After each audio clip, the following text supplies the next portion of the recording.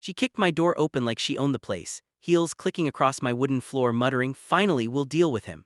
She didn't know one thing: my dog was inside. Not just any dog, Rex, a retired canine who had served 3 tours with me overseas. I had left him in the living room because the cruiser's door slammed shut behind her, muffling her shouts as the crowd outside broke into whispers and laughter. Some neighbors who had lived in fear of her stepped forward, phones still raised, recording every second. For the first time, they weren't afraid of her clipboard or threats. They were watching her leave in handcuffs. Rex sat tall beside me on the porch, chest out, ears alert. I rested my hand on his back, and for a moment I felt the weight of all those nights I had spent defending this country, only to come home and defend my own land from someone like her. One officer handed me back my deed folder and gave a firm nod. "Thank you for your service, sir, and thank you for keeping proof. Without it, she might have fooled us too." I looked out at the neighbors, some with tears in their eyes, some shaking their heads in disbelief. "We fought too hard in this country," I said, my voice carrying over the quiet street, "for anyone to think they can just steal our homes, our freedom, or our rights." Rex barked once like he agreed, and the crowd actually cheered. People clapped, some whistled, and for the first time in a long time, I saw hope in their faces instead of fear. I took a deep breath, looking over the valley where my home stood, and felt a calm pride rise in my chest. This land is mine, this home is mine, and no one, no fake HOA, no clipboard, no bully is ever going to change that. The cruiser drove off into the dark, carrying Karen away. And I knew one thing for sure: she had picked the wrong soldier and the wrong K9 to mess with. Fire story complete. Chadahun tum ek or baton is ending ko thoda or patriotic or viral one-liner style Bano talk USA audience ki liye or strong hook rah, stepped forward, and I swear you could hear her heart pounding louder than his growl. Karen stumbled back, clutching the fake notice like it was a shield. "Stay back," she stammered, her voice shaking now. But Rex wasn't moving for her commands, he only listened to mine. He circled her slow, forcing her toward the kitchen. She tried to keep her voice steady, yelling, "This property is under HOA authority. You're trespassing in your own house." The irony was almost laughable. I pulled into the driveway just then, hearing her shrill voice through my open window. My gut twisted. She had actually broken into my home. I pushed the door open and stepped inside. The sight nearly made me laugh. Karen cornered against the counter, holding her clipboard like a weapon, while Rex stood between us like a soldier, tail stiff, ready to strike. She turned her head toward me with fake bravado. "Call him off. You're violating HOA regulations. Dogs of that size are not even allowed here." I walked closer, calm, almost too calm. "Karen," I said, keeping my voice low, "you just broke into a veteran's house while his trained K9 was inside." Her face drained of color. She realized in that moment that she wasn't in control anymore. And that's when Rex barked so loud the whole house shook. Karen dropped the clipboard, hands in the air, her fake authority crumbling right in front of me. Karen's scream cracked through the kitchen as the clipboard hit the floor. This is illegal. You can't keep me here," she shouted, trying to step past Rex, but he snapped his teeth just close enough to make her freeze again. I folded my arms, leaning against the doorway, watching her shake. "Funny thing," I said, "you're worried about what's legal, but you just broke into my home." She tried to bluff, her eyes darting around for an exit. "I'll say you attacked me. I'll tell the HOA you threatened my life." The lie rolled off her tongue like she had practiced it. That's when I pulled out my phone and tilted the screen toward her, the red recording light flashing. Every word, every move she had made since she stepped inside had been caught on camera. Her mouth opened, but no words came out. She knew she was trapped. Rex growled again, pressing her back against the counter. I stepped forward slowly. "Karen, do you want to explain to the real cops why you're in my kitchen at midnight with a forged HOA eviction notice in your hand, or should I just let Rex escort you out?" Her hands trembled. "You wouldn't dare." I smirked. "Try me." Her lips quivered, but instead of answering, she bolted, shoving the chair out of her way and making a run for the front door. Rex lunged forward in a blur, barking so hard the windows rattled. She froze halfway, clutching the doorknob with shaking hands. I didn't move. I just let her taste that fear. "Go ahead," I said calmly, my voice cutting through her panic. "Step outside, but you should know my cameras cover the entire front yard too. The second you cross that door, your little break-in becomes public record." She turned her head, eyes wide, lips trembling. Why you think anyone going to believe you? I am the HOA. I chuckled, shaking my head. You're not the HOA, Karen, you're just a bully with a clipboard.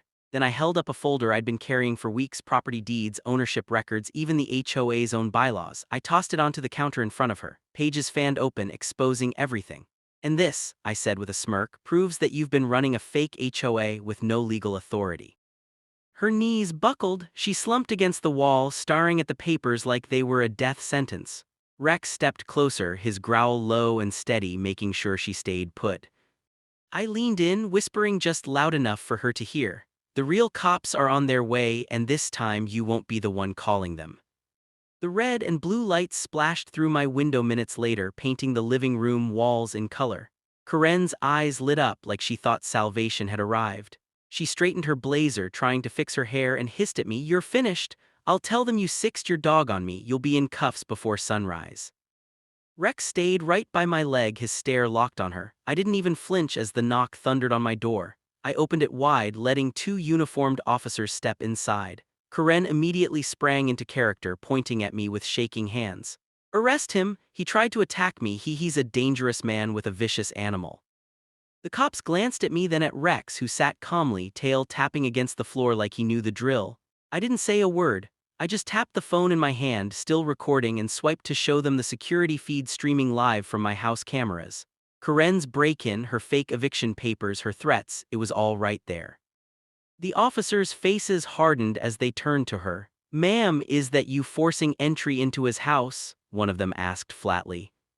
Karen's mouth opened, but only a squeak came out. Her fake confidence shattered. She tried to reach for the clipboard she had dropped, but Rex growled low and the officers stepped in. "Ma'am, put your hands where we can see them." I finally spoke, my voice calm and steady. "You see, officers, I don't fight with neighbors, I defend my home." She picked the wrong veteran to mess with.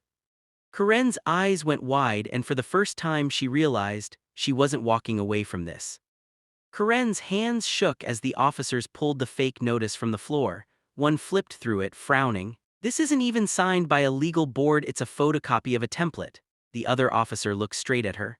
"Ma'am, you've been impersonating an HOA official, breaking into private property and filing false claims." Karen's face flushed beet red. No, you don't understand. I am the HOA. These people can't be trusted with their own homes. I was just enforcing order." Her voice cracked, desperation replacing arrogance. I leaned against the counter, arms folded, letting her dig her own grave. "Funny thing," I said slowly, "you thought I was just another guy with a dog, but I've got years of service behind me, a trained K9, and..." I pulled another document from the folder and laid it down with a heavy smack. "I'm also on the County Veterans Council that reviews HOA charters." The room went silent. Even the cops blinked at me. Karen's jaw dropped. She realized I wasn't just some homeowner she could bully, I was someone with the authority to end her game completely. One officer spoke first, his voice sharp. "Ma'am, you're under arrest for criminal trespass and fraud." He pulled out the cuffs, and Karen's scream echoed through the house as Rex barked once, sharp and proud, like he knew justice had finally landed. Neighbors had gathered outside, phones out, recording the whole scene. Karen was led down my front steps in cuffs, still screeching about rules and authority while the truth lit up the night she wasn't in charge anymore. I stepped out onto the porch, Rex at my side, and told the crowd in one line that would spread faster than wildfire. "HOA doesn't own your life, you do." The cruiser's door slammed shut behind her, muffling her shouts as the crowd outside broke into whispers and laughter. Some neighbors who had lived in fear of her stepped forward, phones still raised, recording every second. For the first time, they weren't afraid of her clipboard or threats. They were watching her leave in handcuffs. Rex sat tall beside me on the porch, chest out, ears alert. I rested my hand on his back, and for a moment, I felt the weight of all those nights I had spent defending this country, only to come home and defend my own land from someone like her. One officer handed me back my deed folder and gave a firm nod. "Thank you for your service, sir, and thank you for keeping proof. Without it, she might have fooled us too." I looked out at the neighbors, some with tears in their eyes, some shaking their heads in disbelief. "We fought too hard in this country," I said, my voice carrying over the quiet street, "for anyone to think they can just steal our homes, our freedom, or our rights." Rex barked once like he agreed, and the crowd actually cheered. People clapped, some whistled, and for the first time in a long time, I saw hope in their faces instead of fear. I took a deep breath, looking over the valley where my home stood, and felt a calm pride rise in my chest.